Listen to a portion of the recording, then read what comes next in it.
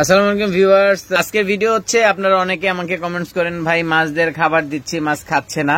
আমার বাসায় এক ধরনের খাবার ছিল, হঠাৎ করে আমার মাছের খাবার শেষ হয়ে গেছে। তো যেহেতু মাছের খাবার শেষ হয়ে গেছে, আমি ডিফারেন্ট ব্র্যান্ডের একটা খাবার এনে দিয়েছি, মাছ খাচ্ছে না। এখন কি করতে পারি? মাছ তো না খেয়ে আছে। তো এর সলিউশন হচ্ছে মাছ না খেয়ে আছে তাকে 2 থেকে 3 দিন না খেয়ে থাকতে দিন।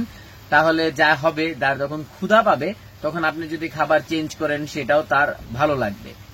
তো আমি এরকমটা আমার ক্ষেত্রেও হয়ে থাকে। আমি যখন দানা খাবার থেকে গুঁড়া খাবারে যাই তখন মাছ দানা খাবারে অভ্যস্ত থাকে, তো গুঁড়া খাবারটা সে সহজে পছন্দ করে না।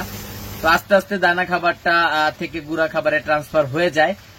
আবার অনেক সময় দেখা যায় আমি আরেকটা ট্রিক্স কাজ করাই, সেটা হচ্ছে মাছের খাবারের সাথে গুঁড়া খাবারের সাথে বেসিক্যালি স্পিরুলিনা ট্যাবলেট গুঁড়া করে দিই। কারণ স্পিরুলিনা ট্যাবলেট মাছ কিন্তু খুবই পছন্দ করে এবং মাছ স্পিরুলিনা খেলে মাছের কালারও বৃদ্ধি পায়। তো আপনারা এই ট্রিক্সটা কাজে লাগাতে পারেন। আপনারা যদি